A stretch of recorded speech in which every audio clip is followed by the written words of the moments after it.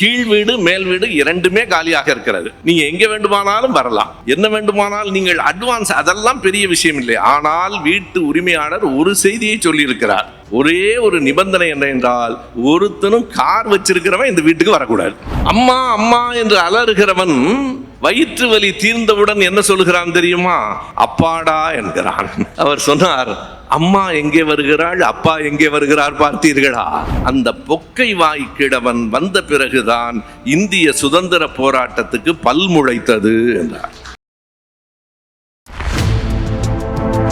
சமூக நீதிக்காக பாடுபட்ட தலைவர்களின் நூல்கள் மற்றும் மானுட சமத்துவ கோட்பாடுகளை விளக்கும் அரிய படைப்புகள் என அனைத்து அறிவுசார் நூல்களும் ஒரே இடத்தில். 47வது புத்தக கண்காட்சி YMCA மைதானம், அரங்கு எண் 332A மற்றும் 332B, கருஞ்சட்டை பதிப்பகத்தில். வாருங்கள், உங்கள் அறிவு பசிக்கான விருந்து காத்திருக்கிறது. இன்றைய விழாவின் நாயகர் கவிப்பேரருவி பேராசிரியர் ஐயா அப்துல் காதர் அவர்களே, மேடையில் அமர்ந்திருக்கிற VIT பல்கலைக்கழகத்தின் வேந்தர் உள்ளிட்ட பெருமக்களே, அவையோர்களே, உங்கள் அனைவருக்கும் என் அன்பு வணக்கம். பழந்தமிழ் இலக்கியமான குறிஞ்சி பாட்டு கூட ஒரு 100 பூக்களைத்தான் நமக்கு அறிமுகம் செய்தது. 400 பூக்களை அறிமுகம் செய்து நூல் எழுதியிருக்கிற பேராசிரியர் அவர்களின் பிறந்த நாள் விழாவில் கலந்து கொண்டு பாராட்டுகிற ஒரு பெரிய வாய்ப்பினை நான் பெற்றிருக்கிறேன். என் மகிழ்ச்சியை, நன்றியை முதலில் தெரிவித்துக் கொள்கிறேன். அப்துல் காதர் அவர்கள் பன்முக திறமையாளர் என்பதை நாம் அறிவோம். அவர் ஒரு சமூக சிந்தனையாளர், பல்லாண்டுகள் கல்வி பயிற்றியதால் கல்வியாளர், எழுத்தால் பேச்சால் தன் இலக்கிய நயத்தால் இலக்கிய உலகத்தின் சிறந்த ஒருவர். இவை மூன்றையும் தாண்டி அவர் அரசியல்வாதியும் கூட.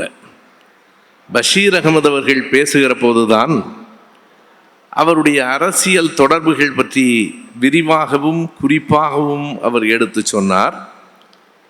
எனக்கென்னவோ அவர் அரசியலில் இருந்தார் என்றாலும் அவர் வெற்றி பெற்றது அரசியல் உலகத்தில் இல்லை என்று தோன்றுகிறது. அவருடைய பாராட்டு விழாவில் இப்படி சொல்லலாமா என்றால், பாராட்டு விழாவோ பிறந்த நாள் விழாவோ எதுவாக இருந்தாலும் பொய் சொல்லக்கூடாது என்பதால் நான் சொல்லுகிறேன். ஆனால் ஒன்றை எண்ணி பார்க்க வேண்டும். அவரை தேடி வந்த அரசியல் நாற்காலிகளை அவர் வேண்டாம் என்று சொன்னார். ஆனால் அவரை கேட்காமலேயே இலக்கிய நாற்காலி அவரை ஏந்தி கொண்டது. அவருடைய எழுத்திலும் பேச்சிலும் இருக்கிற கூர்மை, நயம் இன்று வரைக்கும் எளிதில் வேறு எவராலும் தொட்டுவிட முடியாத ஒன்று. நான் கடந்த 30 ஆண்டுகளாக ஐயா அவர்களை அறிவேன். ஆனாலும் நான் முதலாக அவரை சந்திப்பதற்கு முன்பே அவரை பற்றி நான் அறிந்து கொண்டது நண்பர் கவிஞர் அறிவுமதியின் மூலம்தான். அறிவுமதிதான் கவிக்கோ அவர்களையும் கவியருவி அப்துல் காதர் அவர்களையும் எனக்கு அறிமுகம் செய்தார் என்று சொல்ல வேண்டும். அவர் அறிமுகம் செய்வதற்காக பேசவில்லை, அவர்களின் எழுத்துக்களை அவர் வியந்து வியந்து பாராட்டுவார். எனக்கு என்ன வியப்பாக இருக்கும் என்றால், என்னை போன்றவர்கள் அறிவுமதியின் எழுத்தை வியந்து வியந்து பாராட்டுகிறவர்கள். அவரே இன்னும் இருவரை பாராட்டுகிறார்கள் என்கிற போது அவரை பார்க்க வேண்டும் என்கிற எண்ணம் இருந்தது. இன்றைக்கு இருப்பது போல வலையொலிகள் அன்றைக்கு இல்லை. எப்போதாவது நேரடியாக கூட்டத்திற்கு வந்து கேட்டால்தான் உண்டு. அப்படி சில வாய்ப்புகள் முதலில் கிடைத்தன. அரங்கில் அமர்ந்து அவர் உரையை கேட்டேன். பிறகு அவரோடு சேர்ந்து மேடையில் அமர்ந்து பேசுகிற வாய்ப்பையும் பெற்றேன். அப்படி பேசுகிற போது அவரிடமிருந்து நான் அறிந்து கொண்ட என்பதை விட கற்றுக்கொண்ட சில செய்திகளை சொல்ல வேண்டும். எப்போதும் நாம் என்ன செய்தியை சொல்லுகிறோம் என்பது எவ்வளவு முதன்மையானதோ அதே அளவுக்கு அதை எப்படி சொல்லுகிறோம் என்பது முதன்மையானது. சொல்லுகிற விதம்தான். AC பிராண்டி என்கிற அமெரிக்காவை சேர்ந்த ஒரு பேராசிரியர் சொல்லுவான், the best words in their best order என்றான். மிகச்சிறந்த சொற்களை மிகச்சிறந்த வரிசையில் அடுக்குகிறவனே சிறந்த கவிஞன், சிறந்த பேராசிரியன், சிறந்த பேச்சாளர். அப்படி மிகச்சிறந்த சொற்களை அவர் எப்படி மிகச்சரியாக மிகச்சிறந்த வரிசையில் அடுக்குவார் என்பதற்கு நான் நேரடியாக கண்ட ஓரிரு அனுபவங்களிலிருந்தும் வலையொலியில் கேட்ட பேச்சிலிருந்தும் சில வரிகளை எடுத்துச் சொல்லுகிறேன். உண்மையாக சொன்னால் பஷீர் அகமது அவர்கள்தான் அரசியல் அரங்கம் பாராட்டுகிறது என்னும் அந்த அரங்கத்திற்கு நியாயம் செய்திருக்கிறார். ஆனால் நான் மீண்டும் அவருடைய இலக்கியம் பற்றித்தான் பேச இருக்கிறேன். ஓசூருக்கு அருகில் பாகலமா பாகலூரா என்று நினைவில்லை, எனக்கு ஒரு பாகலூர், அந்த ஊரில் நானும் ஐயாவும் பேசியது 1992 ஆண்டு ஜனவரி மாதம் இறுதியில். அது எப்படி 32 ஆண்டுகளுக்கு முன்னால் பேசிய அந்த நாள் ஆண்டு நினைவிருக்கிறது என்றால், அந்த ஆண்டுக்கும் அந்த மாதத்திற்கும் ஒரு வரலாற்றில் ஒரு முக்கிய இடம் உண்டு. 2 பேரும் பேசுகிறோம், இதில் ஒன்றும் மறைப்பதற்கெல்லாம் ஒன்றுமில்லை. முழுக்க முழுக்க விடுதலை புலிகளின் ஆதரவாளர்கள் நாங்கள். அதற்காக நடைபெற்ற கூட்டம் எது உண்மையோ அதை நாங்கள் 1990களில் அவ்வளவு நெருக்கடி இருந்த போதே மறைக்கவில்லை, இப்போது மறைக்க வேண்டிய தேவையும் இல்லை. அப்போது என்னை பார்த்து கேட்டார்கள், நீங்கள் விடுதலை புலிகளின் ஆதரவாளர் என்று உங்கள் மீது முத்திரை விழுந்திருக்கிறது என்றார்கள். நான் சொன்னேன், அது முத்திரை இல்லை, என் முகவரி என்று நான் சொன்னேன். அந்த பாகலூரில் அது தொட்டுத்தான் நாங்கள் பேசினோம். ஏறத்தாழ அரை மணி நேரம் 40 நிமிடங்கள் நான் பேசினேன். எல்லோரும் கைதட்டினார்கள், வரவேற்றார்கள். எனக்கும் அது தொடக்க கால பேச்சு. அதற்கு பிறகு ஐயா பேச வந்தார். ஒரே ஒரு வரி தான் சொன்னார். நான் அரை மணி நேரம் 40 நிமிடங்கள் பேசினேன். அவர் வந்து நின்றவுடனே சொன்னார், ஒலி வாங்கியே உன்னை வணங்குகிறேன் என்றார். இவர் எதற்காக ஒலி வாங்கி வணங்குகிறார் என்று எனக்கும் புரியவில்லை, கேட்டவர்களுக்கும் புரியவில்லை. நண்பர்களே, 1992 ஜனவரி 17 தான் புலிகளின் தளபதி கிட்டு படுகொலை செய்யப்பட்ட நாள். அது தாண்டி 15 நாள்களில் நடக்கிற கூட்டம். ஐயா சொன்னார், ஒலி வாங்கியே உன்னை வணங்குகிறேன், எங்கள் தளபதி கிட்டுவை போல் ஒற்றை காலில் நிற்பதால் உன்னை வணங்குகிறேன் என்று சொன்னார். அந்த ஒரு வரியில் என்ன நடந்தது தெரியுமா? நான் பேசிய 40 நிமிட பேச்சு காணாமல் போயிற்று. ஒரே வரிதான். 40 நிமிட பேச்சை தாண்டி அதில் இருந்த உணர்வு, அவர் சொன்ன நயம், அந்த விதம், அதுதான் அதனுடைய அழகு. உணர்வுகளை வெளிப்படுத்துவது மட்டுமல்ல, அதை சொல்லுகிற விதம். அவருடைய பேச்சை நான் கேட்டிருக்கிறேன். ஒரு முறை சொல்லுகிறார், நாம் உடல் நலமில்லாத போது, கடுமையாக வயிற்று வலிக்கிற போது இயல்பாக நம்மிடமிருந்து வெளிப்படுகிற சொல் என்ன என்றால் அம்மா அம்மா அம்மா என்கிற சொல் தான். அம்மா அம்மா என்று அலறுகிறவன் வயிற்று வலி தீர்ந்தவுடன் என்ன சொல்கிறான் தெரியுமா? அப்பாடா என்கிறான். அவர் சொன்னார், அம்மா எங்கே வருகிறாள், அப்பா எங்கே வருகிறார் பார்த்தீர்களா? துன்பத்தில் இருக்கும் போது அம்மா வருகிறாள், விடுபட்டவுடன் அப்பா வருகிறார் என்றார். இது மிக இயல்பாக சொல்லுகிற செய்தி.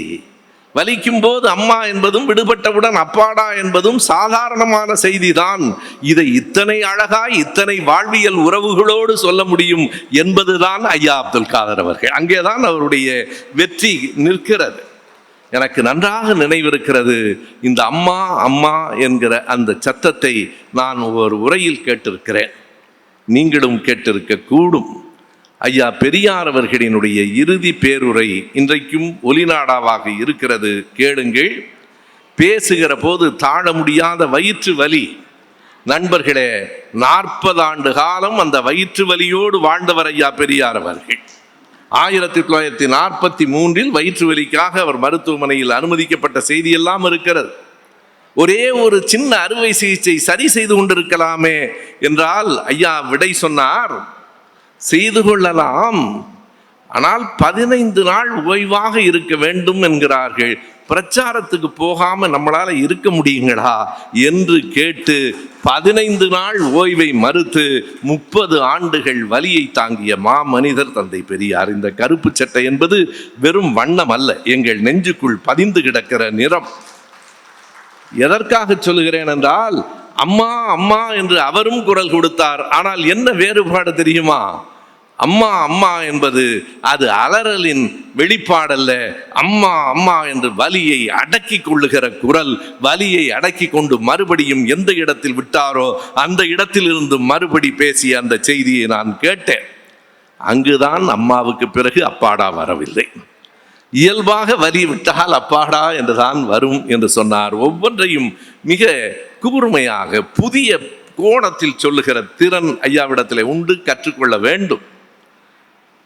காந்தியார் வந்ததற்கு பிறகு விடுதலை போராட்டம் வலிமை பெற்றது. இது சாதாரண செய்தி தானே, எல்லோருக்கும் தெரிந்த செய்தி தானே. நீங்கள் எந்த மேடையில் வேண்டுமானாலும் சொல்லுங்கள், காந்தியார் வந்ததற்கு பிறகு இந்திய சுதந்திர போராட்டம் வீறு கொண்டெழுந்தது. ஆமாம். ஆனால் அவர் எப்படி சொன்னார் தெரியுமா?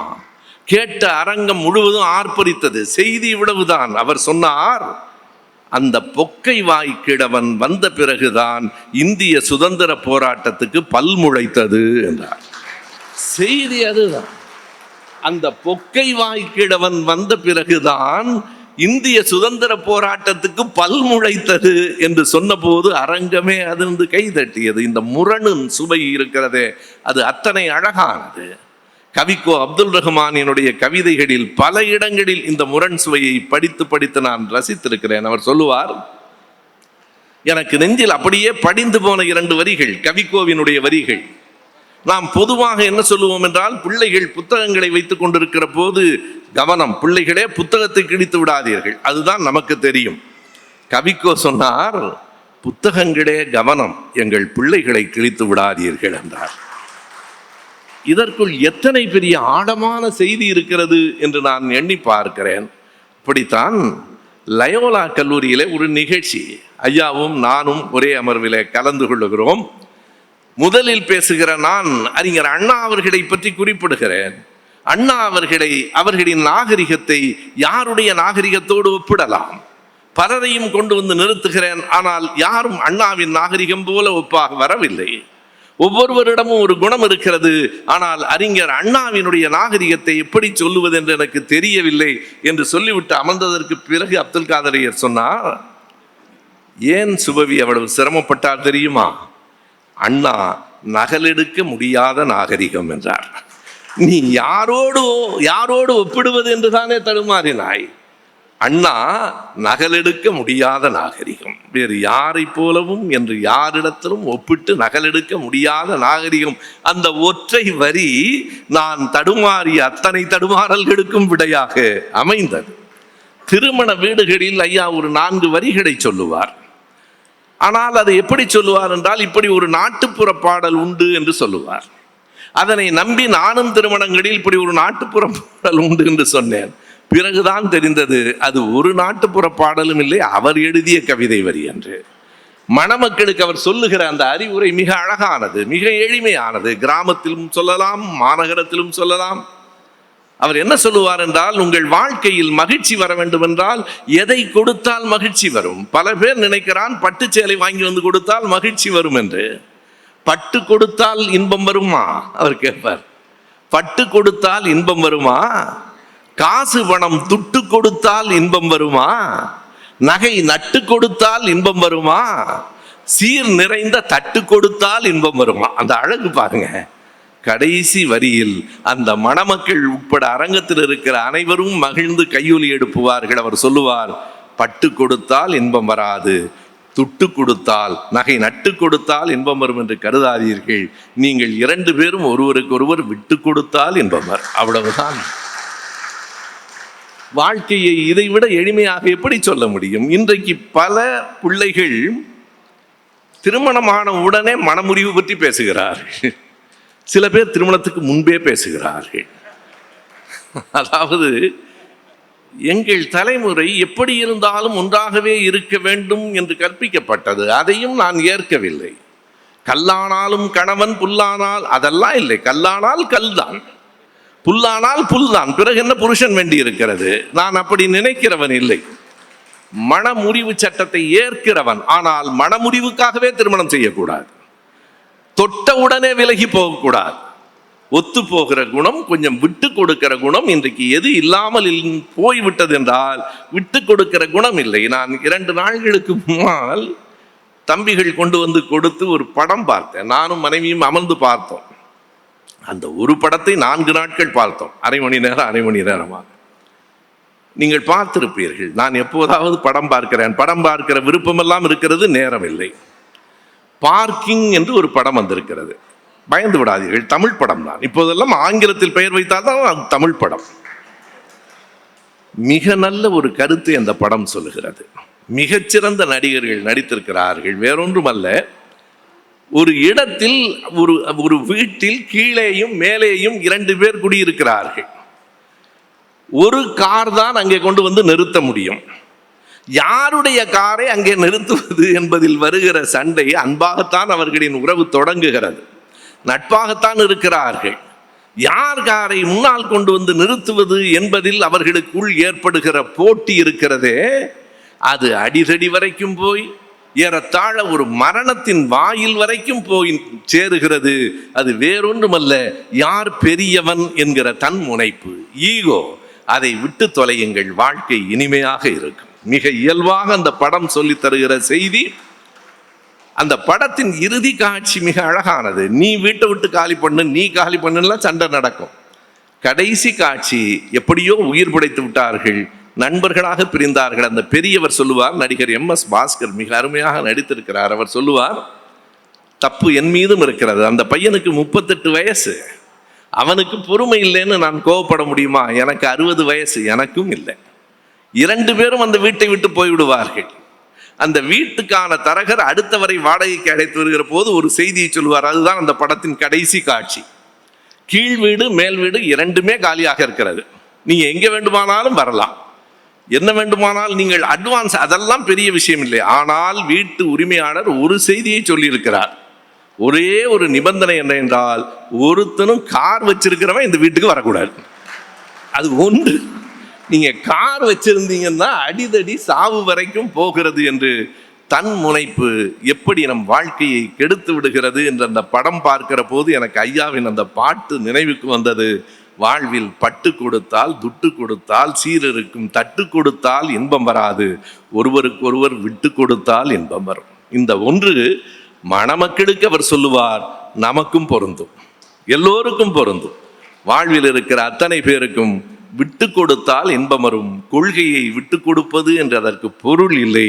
ஒருவரோடு ஒருவர் தற்பெருமைக்காக மோதிக்கொள்ளாமல் விட்டு கொடுக்கிற குணம் இந்த உலகத்தில் தேவையாக இருக்கிறது.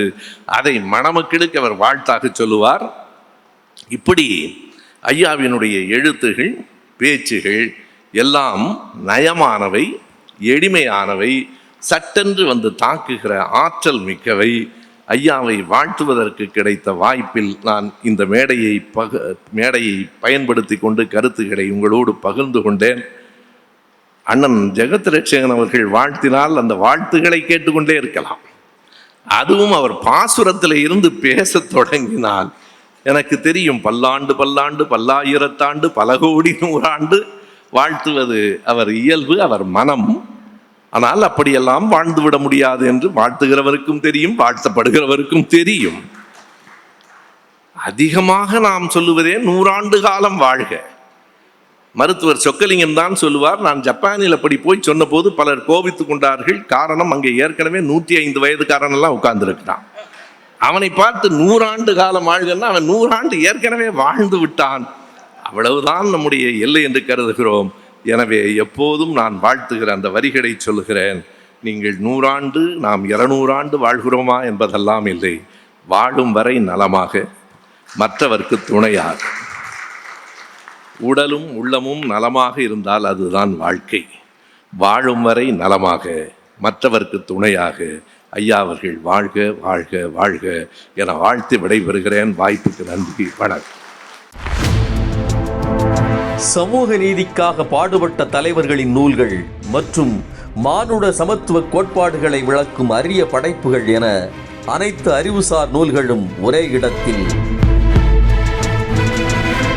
47வது புத்தக கண்காட்சி YMCA மைதானம், அரங்கு எண் 332A மற்றும் 332B, கருஞ்சட்டை பதிப்பகத்தில். வாருங்கள், உங்கள் அறிவு பசிக்கான விருந்து காத்திருக்கிறது.